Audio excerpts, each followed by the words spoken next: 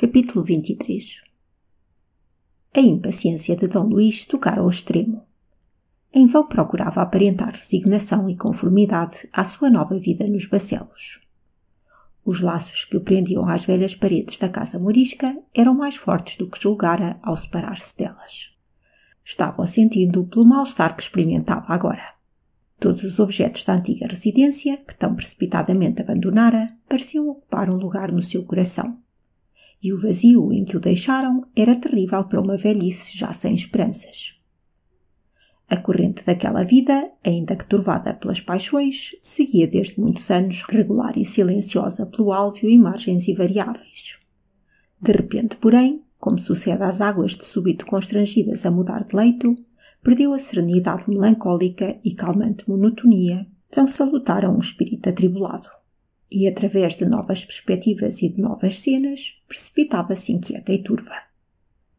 Recrudesceram violentamente as torturas daquela alma que se agitada, como despertam as dores de um membro enfermo ao arrancar-se da quietação e repouso em que adormeceram. Em certa idade, as diversões não distraem, afligem. Vive-se do passado, e para que o pensamento o retrate, é mister que o remanso lhe dê a limpidez do lago tranquilo. Só o orgulho e o pundonor do fidalgo é que impediam Dom Luís de voltar de novo aos lares abandonados. Esta disposição de espírito era insustentável. Uma manhã, viram-no mais nervoso do que nunca medir a passos largos o comprimento da maior sala do solar dos Bacelos, parando às vezes junto das janelas a olhar abstrato, através dos caixilhos das vidraças, para as franças das árvores mais distantes que dali se descobriam, entre as quais avultavam as do parque da casa morisca. De súbito, interrompeu uma destas mudas contemplações, manifestando que lhe aparelhassem o cavalo para de tarde. O procurador, a quem fora dada a ordem, perguntou timidamente se Sua Excelência saía a cavalo. Com o seco laconismo de que havia tempo usava nas respostas ao padre, o fidalgo limitou-se a dizer: "Parece que sim."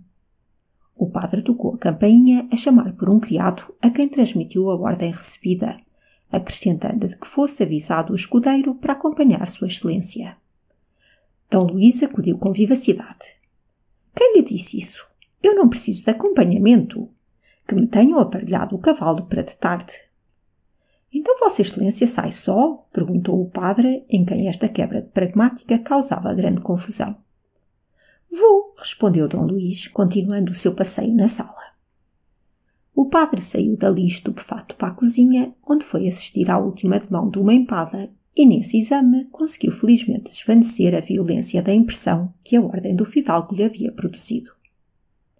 Efetivamente, pouco depois do jantar, ao qual Maurício não assistira, Dom Luís montou a cavalo e, cortejando garbosamente a baronesa, que veio despedir-se dele à janela, partiu a meio trote pelos caminhos dos campos.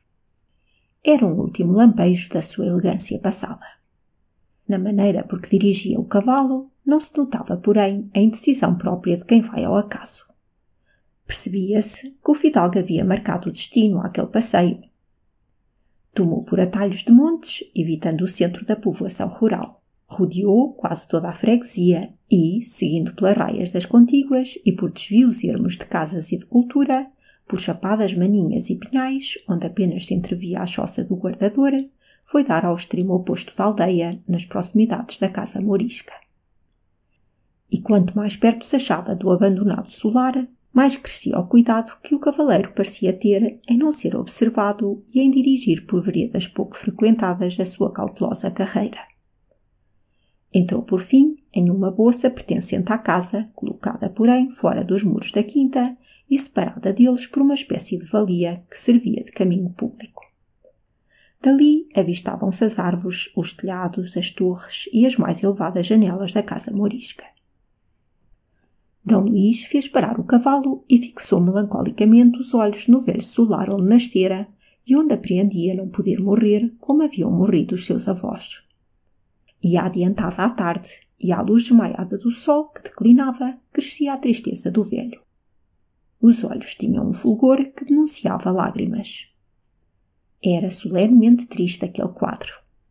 A nobre figura do ancião, assim imóvel, estático, no ermo alpestre de um pinhal, a que os ventos da tarde arrancavam um gemer monótono e triste, com os olhos fitos nas ameias do seu palácio acastelado, de onde as paixões o expulsaram, com o rosto iluminado pelos trêmulos raios de sol, que desenhava distintamente o rendilhado da rama dos carvalhos longínquos, atrás dos quais se escondia.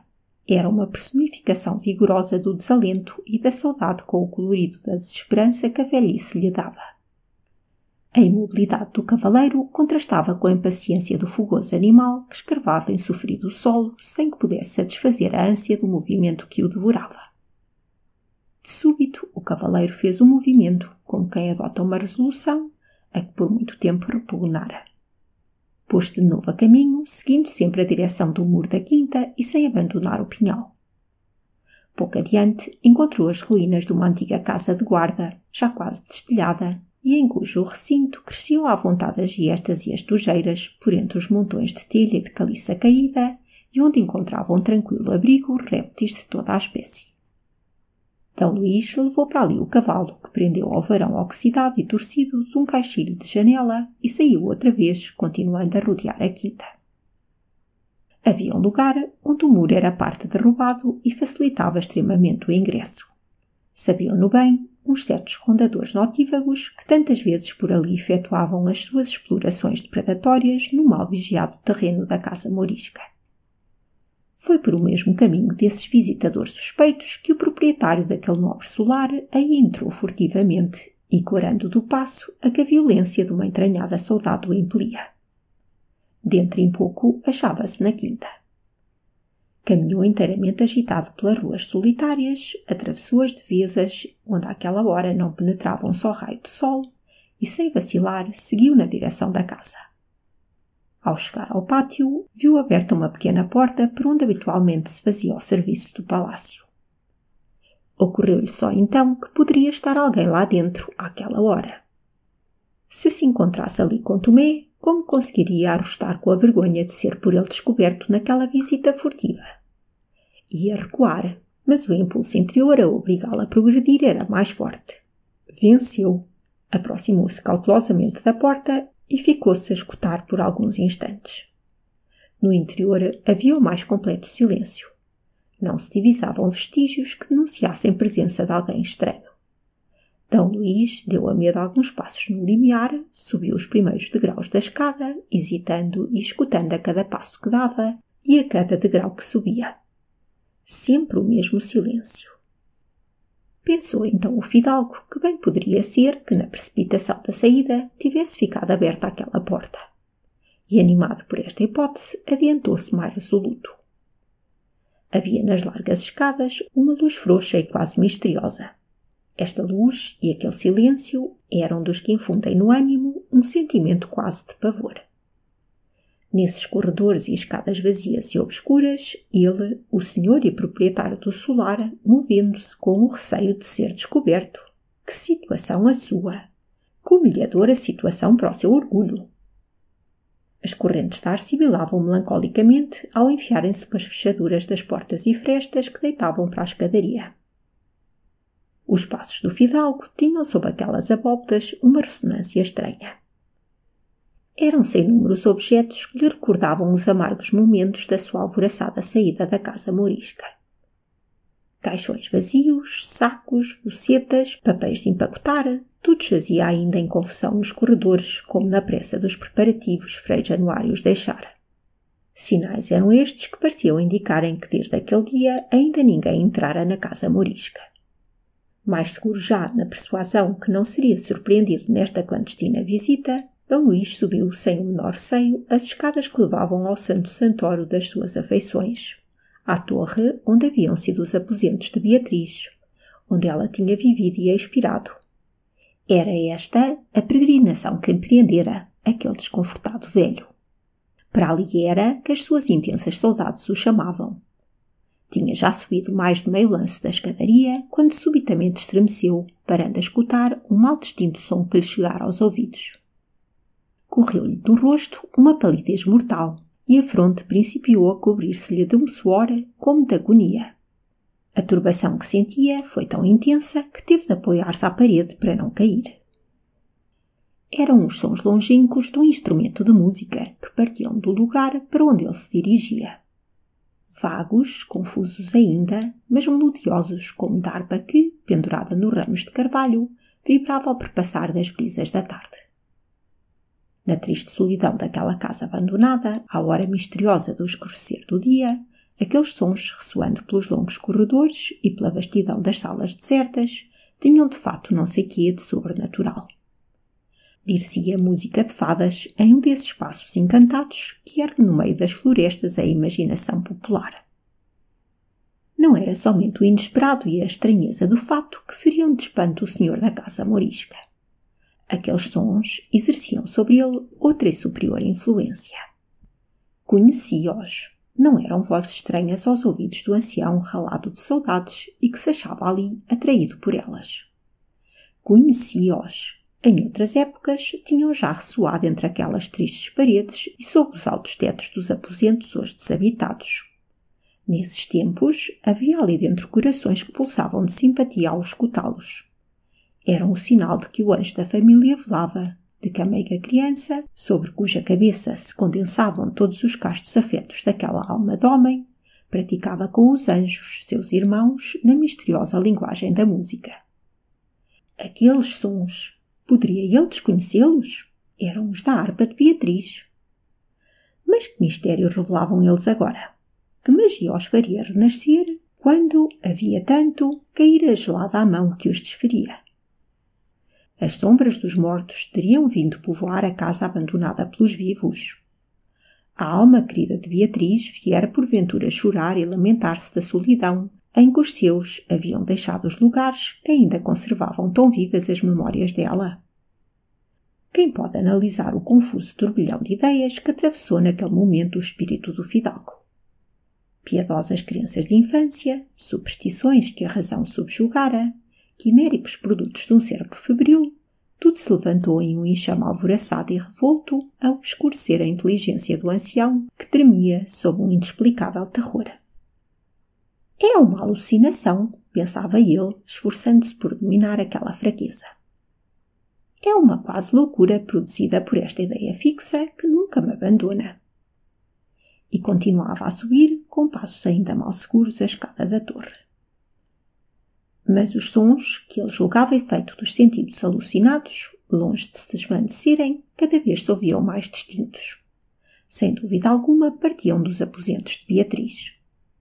Estava terrivelmente pálido o fidalgo. A vista vagueava-lhe com a mobilidade que produz o delírio. Há situações na vida em que a razão mais segura vacila e sente-se vergar sob a influência das mais supersticiosas crenças. D. Luís, naquele momento, acreditava sinceramente na realidade das aparições. A distância permitia-lhe já distinguir a melodia que executava a harpa. Também lhe era conhecida. Era a de uma canção predileta de Beatriz, uma música cheia de recordações para o pobre pai. O presente desaparecia naquele momento. O passado ressurgia com toda a luz que desde muito se apagara na carreira da vida. Chegara quase à porta do quarto, de onde partiam os sons. Restava entrar. Mas o que o esperava ali? Talvez se desvanecesse o encanto e a vazia realidade o aguardasse para o punir. A razão de D. Luís não podia formar juízos sobre o que se estava passando. A mão trêmula que se estendeu para abrir a porta do quarto misterioso pendeu desfalecida, e o velho permanecia imóvel no patamar, subjugado pela força daquele encantamento. Neste tempo, juntaram-se aos sons da harpa a voz de uma mulher, baixinho, quase a medo, como a ave a ensaiar o canto ao renascer da estação, cantava a letra da mesma canção que Beatriz preferia. Era um timbre juvenil, sonoro, agradável o daquela voz. E na meia altura a que se elevava havia um não sei quê de místico e sobrenatural, que veio completar a alucinação do velho. Meu Deus, tende misericórdia de mim, murmurava ele, passando a mão na fronte pálida. Se isto é um sonho, deixai-me morrer a sonhá-lo. E vergavam-se-lhe os joelhos diante daquela porta misteriosa, e soluçando e rebentando-lhe enfim impetuosas as lágrimas dos olhos, caiu, dizendo em uma desvairada exclamação: Oh, minha filha, se és tu que assim me arrebatas deste mundo, Tem compaixão do teu velho pai e não partas sem que lhe apareças um instante que seja. Calaram-se de súbito os sons da harpa e da voz feminina, e pouco depois a porta abria-se e Berta aparecia no limiar. Ao ver o fidalgo de joelhos, com a cabeça escondida entre as mãos e soluçando, a filha de Tomé da Póvoa correu para ele comovida. — Oh, senhor Dom Luís, o meu padrinho! Oh, perdão, perdão! Exclamava ela. E o susto que a voz do velho lhe havia causado, ao interromper-lhe inesperadamente o canto, cedeu o passo à mais sentida aflição. À voz de Berta, Dom Luís ergueu a cabeça e fitou a afilhada com um olhar espantado e interrogador. As lágrimas desciam-lhe ainda a duas e duas pelas faces emagrecidas.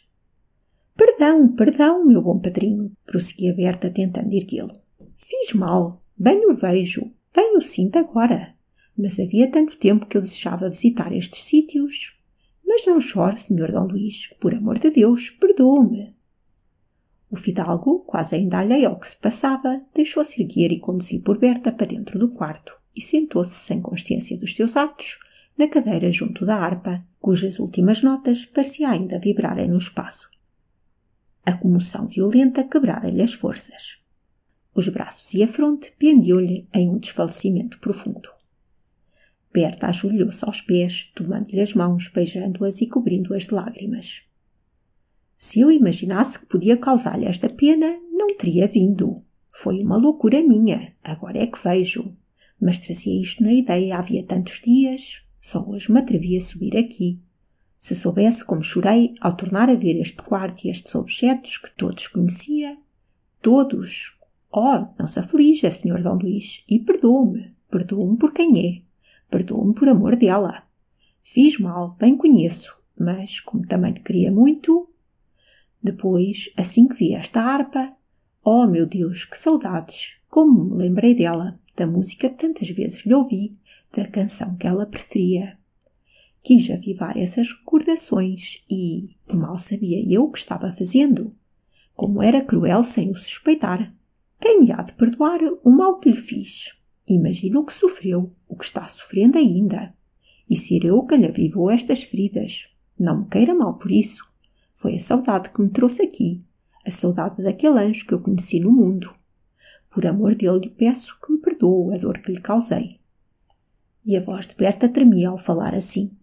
Dom Luís não a interrompera, porque a agitação era ainda nele muito forte para o deixar falar.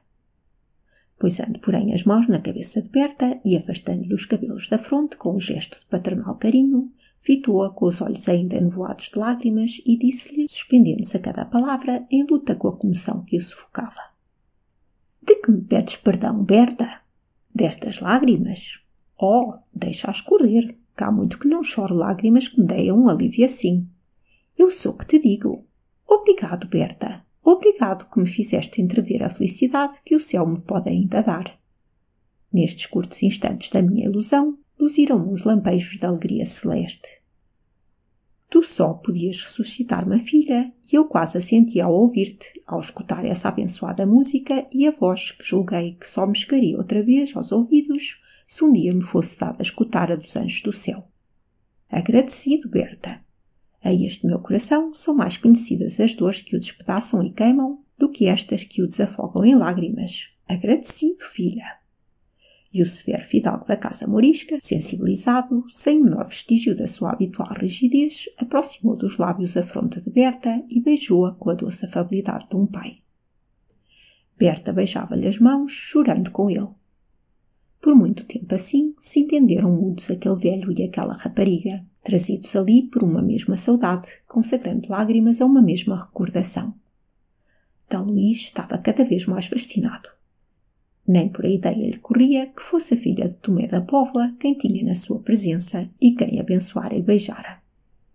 Era a companheira de Beatriz, a encarregada pela alma daquele anjo de conservar no mundo a sua memória, de avivar as simpatias que ela inspirara na alma dos que a choravam ainda e que a chorá-la morreriam. As mãos de Berta não tinham profanado a harpa de Beatriz, tocando-a, nem ultrajara à sua memória a voz que cantava a balada favorita da infeliz menina. Dom Luís cedia à influência daquele brando caráter feminino e adorava em Berta a imagem da filha que perdera. Ambos se esqueciam do presente, falando dela.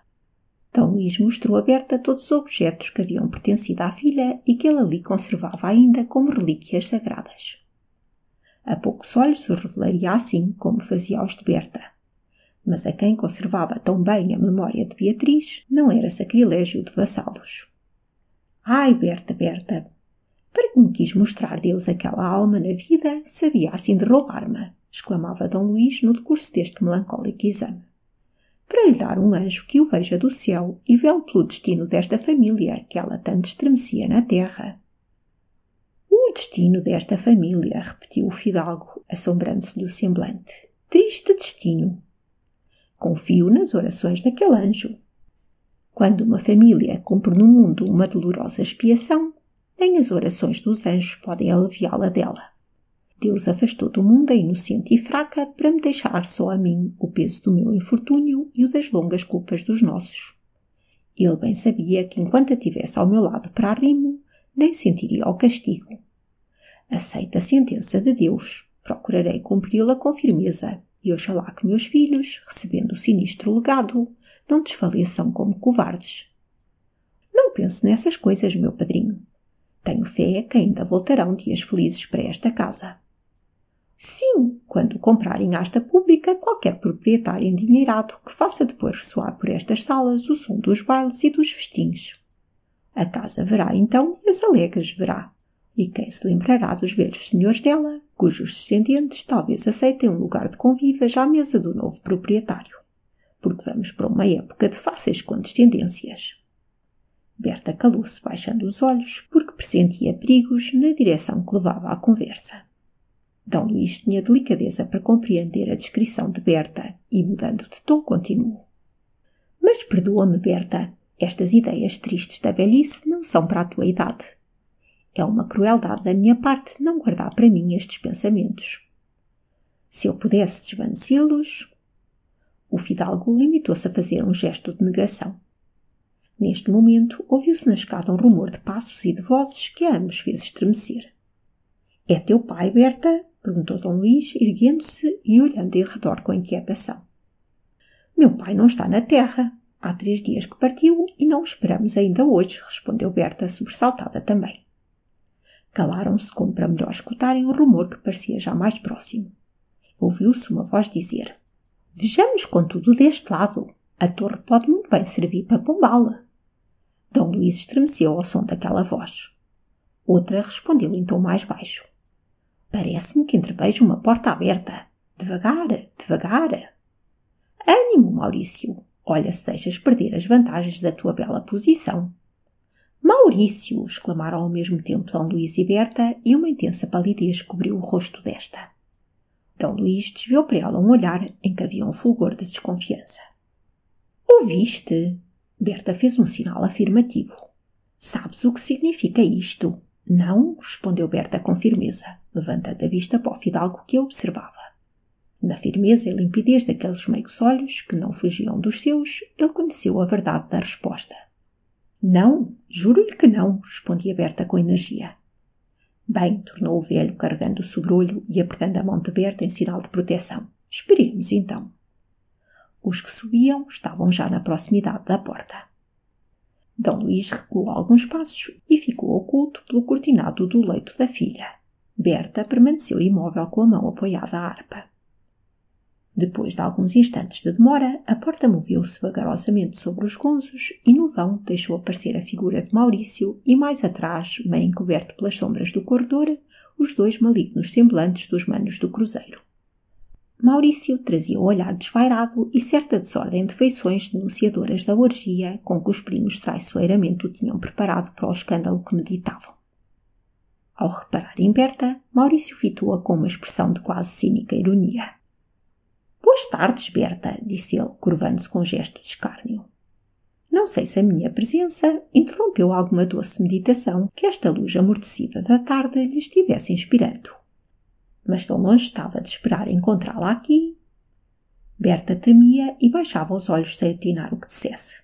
A consciência de que o fidalgo estava escutando Maurício não era o menor motivo para a sua confusão. Se achasse só, encontraria coragem para o estar com o insulto. No olhar, nas palavras, no gesto de Maurício, perceberam o desarranjo da razão em que ele estava. Temia, pois, mais por ele do que por si.